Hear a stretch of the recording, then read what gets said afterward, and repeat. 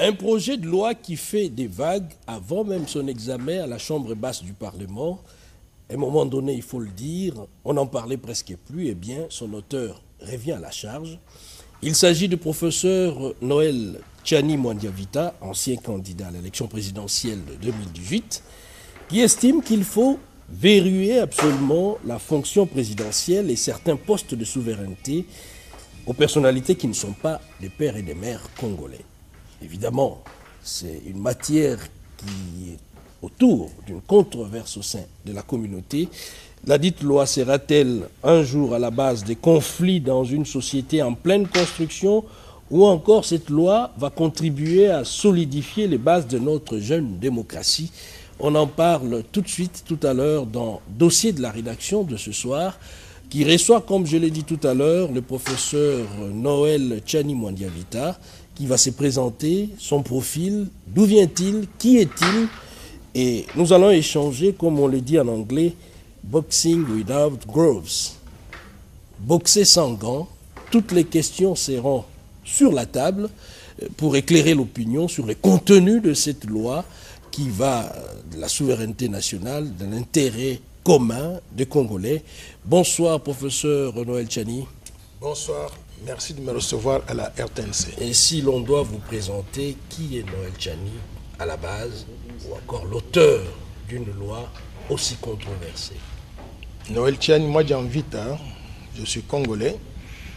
J'étais né en Gananjika, dans l'actuelle province de la Lomami, où j'ai grandi avant d'aller étudier donc à l'étranger, après avoir terminé mon diplôme d'État comme tous les enfants congolais. J'ai fait des études en Belgique, en France, aux États-Unis. Je suis docteur en sciences économiques de l'Université de Paris 9 Dauphine en France. Et après cela, j'ai dû faire un programme complémentaire en leadership et management à Harvard Business School aux États-Unis d'Amérique. Après avoir terminé les études, j'ai travaillé comme banquier commercial et banquier d'investissement à New York pendant 10 ans avant d'aller à la Banque mondiale, où j'ai été directeur de pays couvrant plusieurs pays, donc en Afrique, mais également en Asie, en Amérique latine, dans les Caraïbes. J'ai passé à la Banque mondiale 30 ans avant de prendre une retraite anticipée, revenir ici, me présenter aux élections présidentielles que je n'ai pas gagnées. Actuellement, je suis professeur des universités en République démocratique du Congo. Vous venez tout à l'heure de décliner votre identité. Très introduit dans le milieu financier américain, Noël Tchani n'a pas une autre nationalité que celle qu'il arbore aujourd'hui devant l'opinion, parce que d'aucuns pensent que vous êtes citoyen américain, mais qui vient déverser sur le sol congolais une loi aussi controversée. Ça, ce sont des gens qui veulent verser dans des futilités. Je suis congolais authentique, des pères et des mères. Et je peux vous dire que quand vous allez en Gananjika, vous allez trouver que toute la lignée du côté de mon père se trouve dans un village qu'on appelle Benampiana. Et vous allez du côté de ma mère, vous allez trouver que toute la lignée se trouve dans un village qu'on appelle Benakaseki. Vous pouvez aller jusqu'à 10 générations, vous trouverez que ce monsieur-là, il a des origines purement et simplement congolaises. Donc ceux qui veulent me donner des nationalités étrangères, c'est leur droit. Mais je vais vous dire que je suis congolais de père et de mère, 100% congolais, congolais authentique. Alors, question directe. Pourquoi la loi Tchani, si on peut l'appeler ainsi? La loi Tchani, quelle est la motivation principale? La motivation principale de la loi que je propose est de pouvoir protéger la souveraineté nationale et l'intégrité territoriale de la République démocratique du Congo. Comme vous le savez, notre pays a connu une histoire tumultueuse, impliquant parfois des pays étrangers. Depuis 1996, on a été attaqué par des pays étrangers, le Rwanda, l'Ouganda, le Burundi. Les armées de ces pays-là sont entrées sur le sol congolais malgré notre opposition donc à cela. Pour les combattre, on a fait venir l'armée du Zimbabwe, de la Namibie et d'autres pays d'ailleurs qui sont venus dans le cadre de la MONUSCO ou de la MONUC donc dans le passé. On a eu sur le sol congolais près de 250 000 soldats étrangers qui se sont accouplés avec des femmes congolaises ou avec des hommes congolais, créant au passage des millions d'enfants qui ont un parent congolais, un parent étranger. Ces enfants-là, nous les acceptons tous comme étant les nôtres. Pourquoi? Parce que l'un des parents est notre frère ou notre sœur congolais. Là, vous parlez de l'histoire récente. de l'histoire récente. Mais avant cela, le Congo a connu d'autres conflits également. Et ce n'est pas pour autant qu'on avait présenté une loi pour verrouiller les fonctions essentielles du pays. Mais attention, sous la période de Mobutu Sese Seko, la Deuxième République, la Constitution de la République disait que pour être candidat à la présidence du mouvement populaire de la Révolution et président de la République du Zaïre, il fallait être zaïrois d'origine, virgule, né de père et de mère zaïrois. Donc la loi a existé avant, elle a été abrogée lorsque nos compatriotes sont allés en Afrique du Sud, les belligérants. Ils ont voulu créer des opportunités pour des gens qui ne méritaient pas de pouvoir diriger notre pays. Et ils ont ouvert donc la boîte de Pandore. Nous voulons maintenant refermer cette boîte de Pandore pour que nous puissions revenir à la situation de départ, où les fonctions de souveraineté nationale, et particulièrement du président de la République, seraient verrouillées et réservées exclusivement aux Congolais, dont la loyauté n'est pas sujette à caution, dont la loyauté est totale à l'égard de la République démocratique du Congo. Je voudrais vous donner un exemple, d'ailleurs, tiré de la situation actuelle de ce qui se passe dans le monde pour que les gens puissent comprendre très bien. Aujourd'hui, il y a la guerre entre l'Ukraine et la Russie. Si par exemple le président ukrainien avait un père russe et une mère ukrainienne, aujourd'hui, il serait dans une situation extrêmement délicate de pouvoir dire non à Poutine. Pourquoi? Parce que c'est le pays de son père aussi. D'où nous devons avoir un président dans notre pays dont tous les parents ont des origines vérifiables congolaises et qui n'auraient de loyauté qu'à l'égard de la République démocratique du Congo et du peuple congolais. Professeur Noël Tchani, est-ce que le contexte actuel s'y prête? Parce que nous sommes dans un pays, du point de vue économique, un pays plus ou moins exsangue, une économie qui se remet peu à peu, une communauté qui s'est reconstruite, s'il faut le dire ainsi, et dans la pratique, évidemment, personne ne détient un document administratif attestant qu'il est congolais. Et dans un contexte aussi flou, vous venez jeter encore un autre flou, ça devient très compliqué. Qui est congolais et qui ne l'est pas? Parce qu'on n'a aucun document. Mais vous savez, ce que vous dites est extrêmement grave. Pourquoi? Parce que c'est dans un environnement comme ça que nous devons avoir peur qu'un infiltré arrive au sommet de l'État. Et s'il arrive au sommet de l'État, vous savez la conséquence. Il va mettre fin à la souveraineté nationale. Nous deviendrons des esclaves dans notre propre pays. On a entendu certains leaders politiques aller, par exemple, accuser des Congolais auprès des gens qui sont originaires des pays de leur père, des pays étrangers. En d'autres termes, aidez-moi à devenir président de la République démocratique du Congo. Et je vais verser... de savoir comment y procéder, parce que nous n'avons pas de documents attestant que nous sommes réellement de Congolais. Lorsque la menace pèse sur la souveraineté nationale et qu'on a identifié cette menace-là, à la minute qu'on a identifié le risque, il faut le gérer immédiatement. Si on n'arrive pas à gérer le risque aujourd'hui, le risque va se réaliser et en ce moment-là, ce sera trop tard de pouvoir sauver la République. Parce que si quelqu'un qui n'a pas de loyauté totale à l'égard de la RDC devenait président de la République, ce qu'il va faire, c'est quoi? Balkaniser la RDC. Mettre la RDC sous le contrôle du pays que lui, il voudra. Peut-être le pays de l'un de ses parents.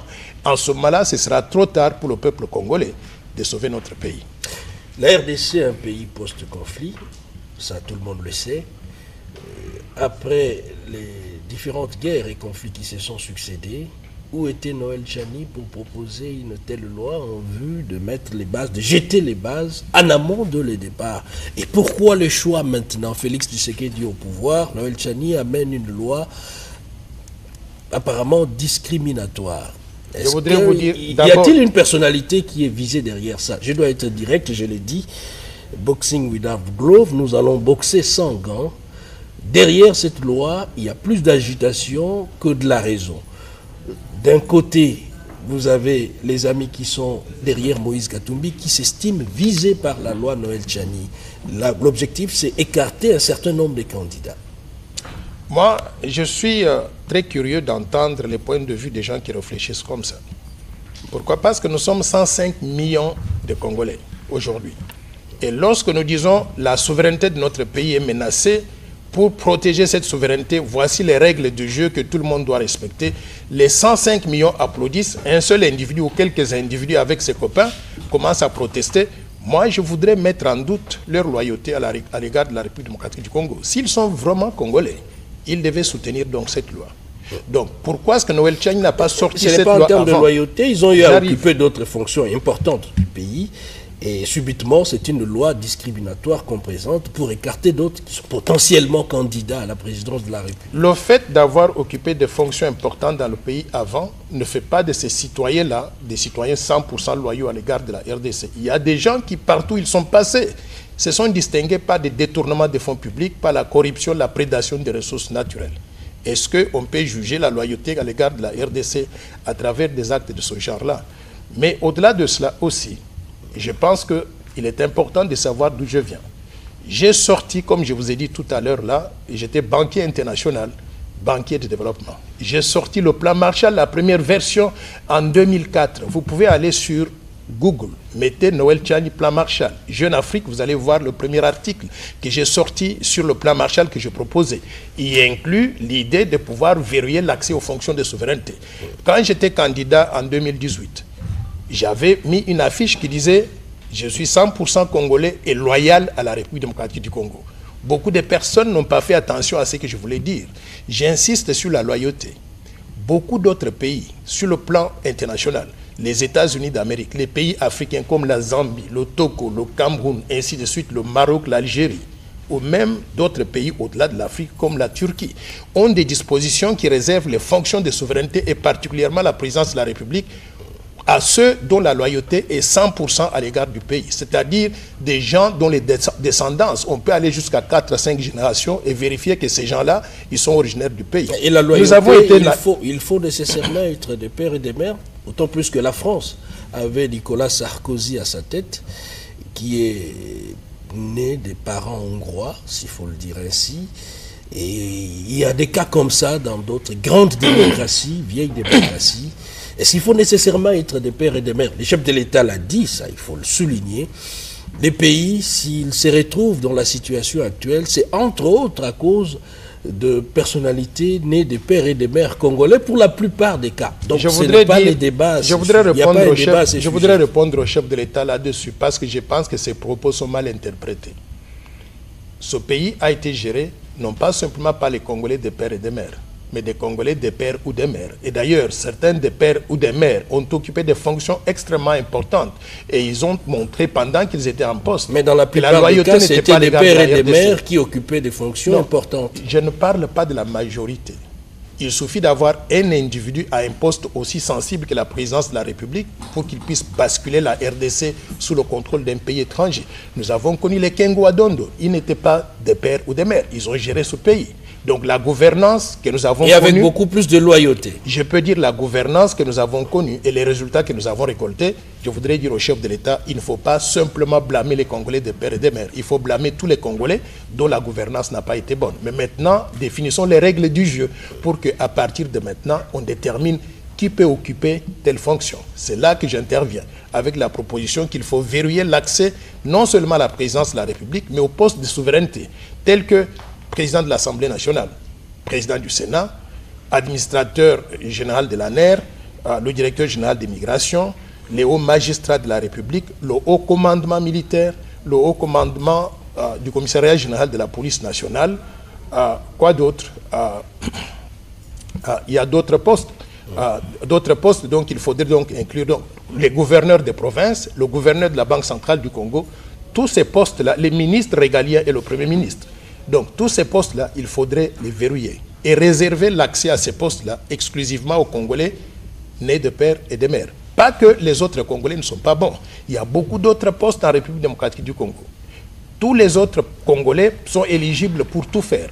Mais ces postes-là, qui sont à peu près une quarantaine, seraient réservés à ces Congolais dont nous sommes sûrs de la loyauté à la République démocratique du Congo. Et si jamais quelqu'un d'entre eux n'arrivait pas à prouver la loyauté à l'égard de la RDC, la loi sera dure et il sera jugé conformément à la loi. Nous allons évoquer tout à l'heure le contenu de cette loi. Interroger un peu l'histoire récente. En Côte d'Ivoire, les concepts ivoirité étaient à la base du chaos. Et jusque-là, le pays ne s'est pas remis de cette difficulté majeure, de cette crise identitaire. Ne craignez-vous pas que la République démocratique du Congo emprunte le même chemin à travers la loi Tchani? Pas du tout. Le cas de la Côte d'Ivoire et de la RDC, les deux cas sont extrêmement différents, totalement différents. En Côte d'Ivoire, on refusait la nationalité ivoirienne à 26% de la population de la Côte d'Ivoire. Tous ceux qui sont originaires du nord de la Côte d'Ivoire, c'est-à-dire à la frontière avec le Burkina Faso, on disait qu'ils ne sont pas ivoiriens, ils sont du Burkina Faso. Dans notre cas, on ne refuse la nationalité congolaise à personne. On dit que tous les Congolais, de père et de mère, de père ou de mère, les Congolais naturalisés ou étrangers naturalisés, ou les gens qu'on a juste trouvés dans la rue, on ne connaît pas d'où viennent leurs parents, tous ces gens-là, ils sont Congolais, on les accepte tous comme étant nos compatriotes. Mais était au sommet de l'État avec Alassane Ouattara et Laurent Gbagbo. J'arrive. Dans notre cas, ici, nous n'avons refusé la nationalité congolaise à personne. On a dit que tout le monde est Congolais. On dit simplement que parmi les Congolais, tout le monde peut tout faire, mais certaines personnes, une petite minorité, peut occuper des postes de souveraineté. C'est totalement différent. Dans le cas de la Côte d'Ivoire, 26% de la population, équivalent à combien? 7 millions d'habitants sur 26 millions d'habitants de la Côte d'Ivoire. Ces gens-là, on leur refusait la nationalité ivoirienne. Et parmi eux, il y avait donc Alassane Ouattara, que je connais très bien, qui était mon voisin à Washington pendant qu'il travaillait donc au Fonds monétaire. Moi, j'étais donc à la Banque mondiale, donc on se connaît très bien. J'ai suivi cette situation donc de très près. Donc les deux situations ne sont pas similaires. Ici, nous disons, tout le monde est Congolais, mais parmi les Congolais, il y en a qui peuvent être des ministres, qui peuvent être des présidents de clubs de football, qui peuvent occuper certains postes qui ne sont pas régaliens, mais des fonctions régaliennes, il faudrait les réserver aux Congolais nés de père et de mère. Avant de parler du contenu de cette loi, très importante, qui fait aujourd'hui un débat au sein de la société, pourquoi le choix du député Singhi Pouloulou? Excellente question. Présenté volontairement, est-ce qu'il connaît la portée de cette loi? Oui, il connaît très bien la portée de cette loi. Il y a des visées politiques derrière. Je vais vous dire que... On l'a toujours senti. Dans le processus, parce que moi je ne suis pas député national, il fallait trouver un député ou plusieurs députés nationaux qui endossent la loi. Il y a eu plusieurs personnes qui se sont manifestées et qui voulaient endosser la loi. J'ai regardé parmi eux et j'ai vu que Singhi Pouloulou, c'était un député exceptionnel. Il est très dynamique, il a la volonté, il a le pouvoir de conviction, il est très nationaliste et c'est pour cela que nous nous sommes mis d'accord pour qu'il porte la bombe. Qu'il puisse porter donc la loi. Mais il y avait d'autres personnes... Je parle en termes de la bombe parce que on sent qu'il y a la société qui bouge derrière tout ce qui se passe. La société bouge, mais si vous regardez dans la société, 90% de la population est favorable à ce que nous faisons. Les sondages viennent d'où?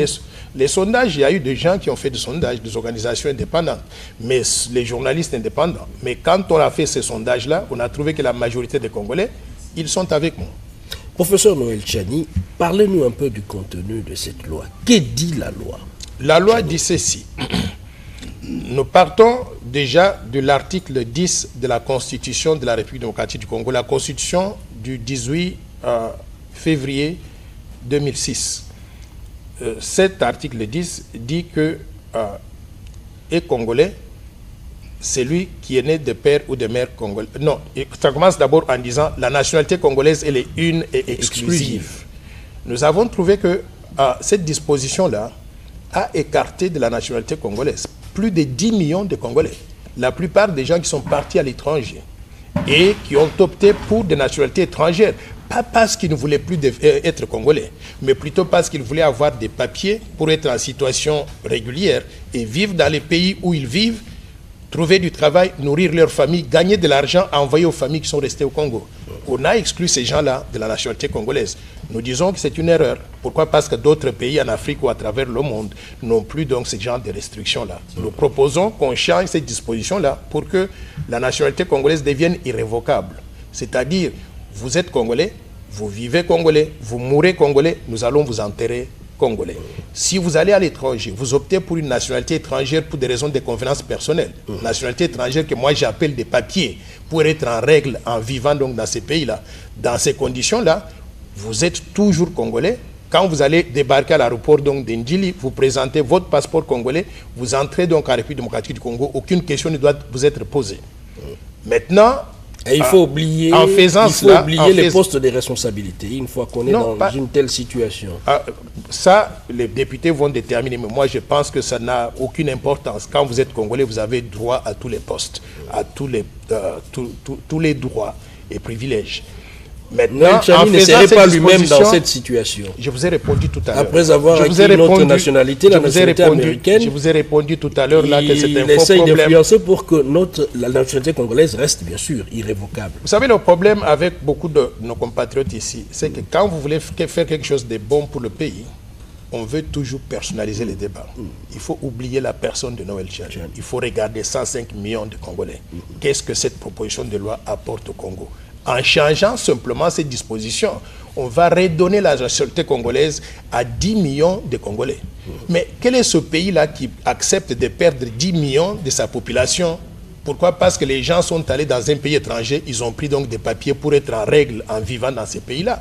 Moi, je pense que c'est de la naïveté. Pourquoi? Parce que 10 millions de Congolais, ça nous ramène des ressources humaines de qualité. Ces gens, ils ont vécu dans des pays où ils ont été exposés à la technologie de pointe, à des connaissances donc de premier plan. Et si on les ramène en République démocratique du Congo, c'est le Congo qui gagne. Donc, je plaide sincèrement qu'on puisse redonner la nationalité exactement à tous ces gens-là. Maintenant, ça, c'est la première disposition qu'il faudrait changer, l'article 10 de la Constitution.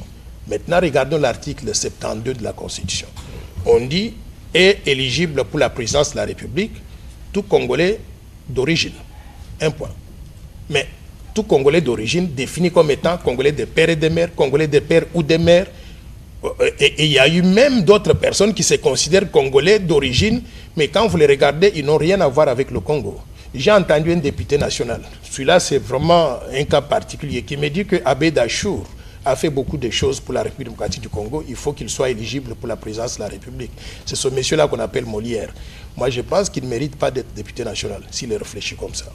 Nous devons verrouiller ces fonctions-là maintenant en disant tout le monde qui peut travailler en RDC est le bienvenu.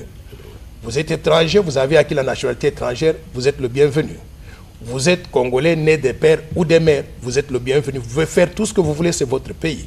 Mais pour l'intérêt national, réservons l'accès à la présidence de la République et à certains postes que j'ai énumérés tout à l'heure, exclusivement aux Congolais nés de père et de mère. Pourquoi? Parce que nous sommes sûrs de leur loyauté. Et si jamais quelqu'un qui est de père et de mère trahissait la RDC, en ce moment-là, la loi va s'appliquer. La loyauté serait liée forcément au lien biologique. En êtes-vous sûr? Bon, sinon, d'autres pays tels que la Zambie, vous savez, la Zambie a connu un cas assez particulier qui devait interpeller les Congolais. Ils avaient ouvert les portes. Ils avaient dit, un président de la République est zambien, il s'est fait entourer par un vice-président, accompagné par un vice-président. Il s'est fait qu'un président en poste est mort là-bas. Et le vice-président était zambien écossais, un blanc, M. Scott. Et les Zambiens se sont réveillés un matin avec un président de la République qui était blanc. Et ils se sont dit, changeons notre constitution. Ils ont modifié la constitution pour dire, pour être président de la République, il faut être zambien avec les deux parents qui sont des Zambiens, c'est-à-dire l'équivalent de père et de mère. Il y a eu beaucoup d'exemples comme ça dans d'autres pays. Moi, j'invite nos compatriotes à ouvrir les yeux et le bon. Maintenant, avant que ce soit trop tard, verrions l'accès à ces fonctions-là, réservons ces fonctions à nous, les Congolais, de père et de mère, pour que ce Congo, aujourd'hui, soit géré par l'un d'entre nous. Demain, qu'on puisse le léguer à l'un d'entre nous, ainsi de suite. C'est pour cela que Patrice Emery Lumumba et les martyrs de l'indépendance sont morts, pour la souveraineté nationale.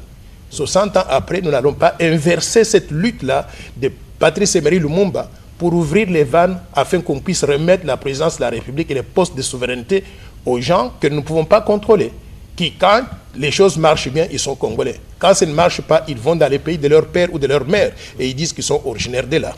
Nous devons verrouiller cela. Pour qui roule Noël Tchani? Parce que pour le peuple la loi congolais contente une partie de la société et si on voit les paysages politiques, c'est plus la majorité au pouvoir. Je roule pour le peuple congolais. Nous sommes 105 millions d'habitants. Je n'ai rien à gagner.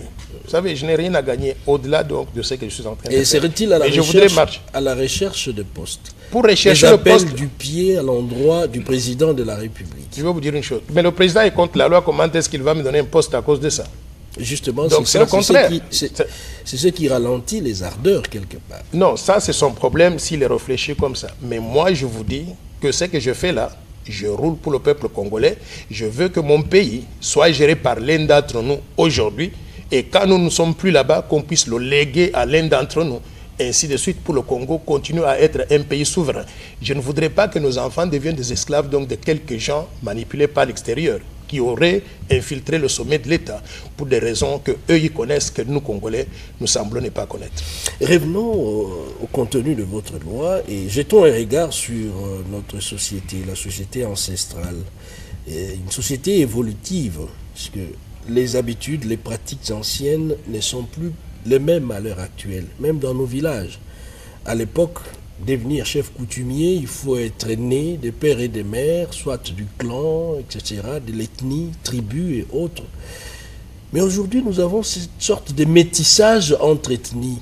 Non plus de 400 tribus, on assiste à ces métissages. Ne voyez-vous pas que c'est retourner en arrière, c'est exhumer les pratiques anciennes pour accéder à des postes de souveraineté dans un État moderne et démocratique? Non, vous savez, ce que vous dites là renforce la loi que je propose. Je vais vous donner un exemple banal. Je vais vous donner un exemple banal que tout le monde peut comprendre. Si moi, originaire, aujourd'hui de Nganajika, dans la province de la Lomami, je ne sais pas d'où vous venez, mais prenons que vous veniez par exemple de l'Équateur. Vous venez, vous habitez Nganajika et vous épousez ma soeur. En Nganajika, vous avez des enfants. Et moi, j'ai aussi des enfants. Vos enfants ne deviendront jamais chefs de village, chefs coutumiers dans mon village. Ce sont mes enfants qui sont en ligne pour être des successeurs, continuellement être chefs coutumiers dans mon village. Donc il y a des traditions. C'est ce que je suis en train de faire aussi avec cette loi. Des traditions issues d'un coin qui non, n'est pas non, j'ai donné juste un exemple. J'ai donné juste un exemple. D'ordre général. Je ne peux pas aujourd'hui aller et devenir chef coutumier, par exemple, dans le Congo central. Ça n'existe pas. Les gens vont me dire, tu es le bienvenu, tu es chez toi en République démocratique du Congo, au Congo central. Tu peux vivre ici autant que tu veux. Mais mes enfants et moi ne deviendrons jamais des chefs coutumiers dans le village de Mouanasemi. Donc, ils ont les qualifications pour occuper ces postes-là. Et par conséquent, je ne pourrais même pas prétendre, ce serait de la prétention d'aller là-bas et de prétendre vouloir devenir chef coutumier dans un village qui ne m'appartient pas. C'est la même chose que je suis en train de proposer au niveau national. Donc, tous les autres, ils sont les bienvenus. Ils peuvent faire ce qu'ils veulent en République démocratique du Congo. Mais quand on arrive aux fonctions de souveraineté, s'il vous plaît, restez en dehors, laissez-nous gérer notre pays. Professeur Noël Tchani, la loi a été proposée en 2021. Nous sommes à pratiquement 2 ans des échéances électorales. Pourquoi avez-vous choisi la fin presque du mandat du président de la République, Félix-Antoine Tshisekedi? Nous sommes à 2 ans presque, 2 ans et demi des élections, 3 ans.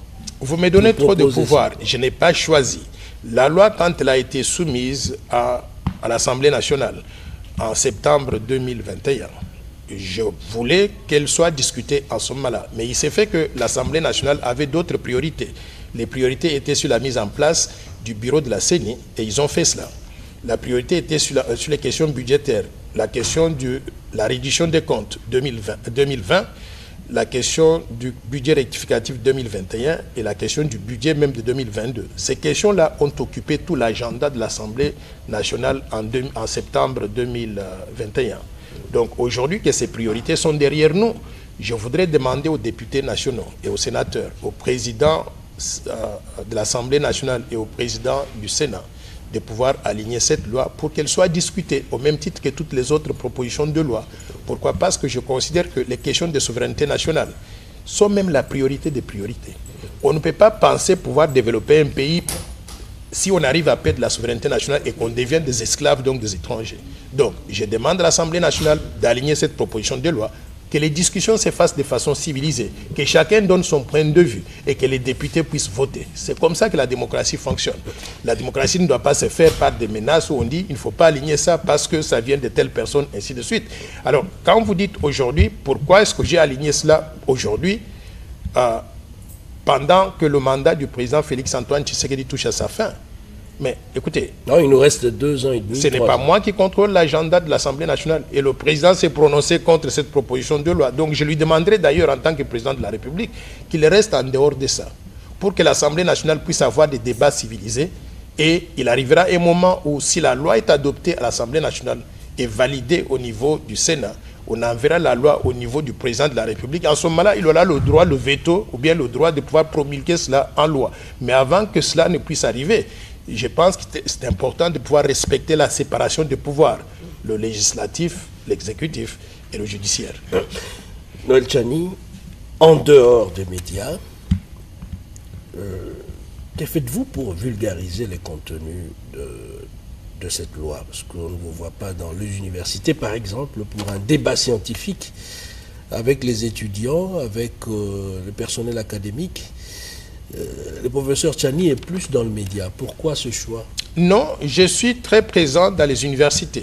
Au-delà des universités où j'enseigne, où les gens sont exposés à moi pratiquement tous les jours, je fais des conférences.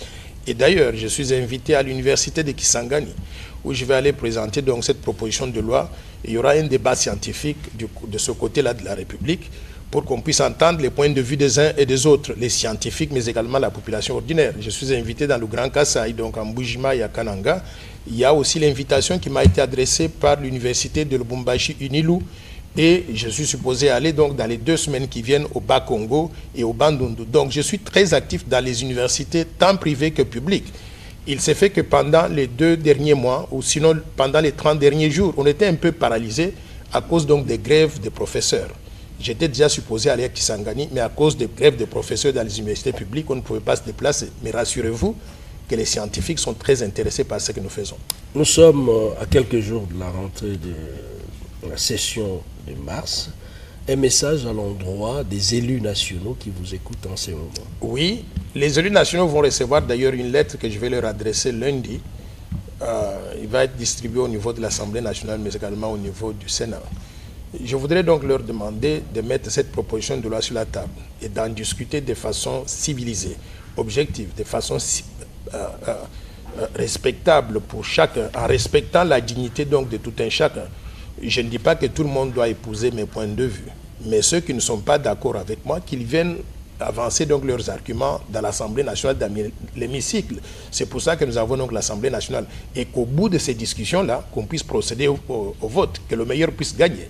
Mais moi, je peux vous assurer que basé sur ce que j'entends dehors là, l'Assemblée nationale sera envahie par des pères et des mères. Et la loi va être approuvée. Et si elle est approuvée, elle sera promulguée dans ce pays ici qu'on appelle la République démocratique du Congo, par le président de la République. Merci beaucoup, professeur Noël Tchani Mwandiavita, d'avoir accepté notre invitation. C'est la fin du dossier de la rédaction de ce soir. Madame, Monsieur, vous étiez nombreux devant vos postes téléviseurs pour suivre la RTNC à ces moments. Cette émission est dédiée à Guillaume Sylvestre Koukoumamengi Pandji, directeur des infos à la rédaction TV ici chez nous à la RTNC, décédé. Nous vous disons encore une fois merci. On se retrouve très prochainement pour un autre numéro. Bonsoir chez vous.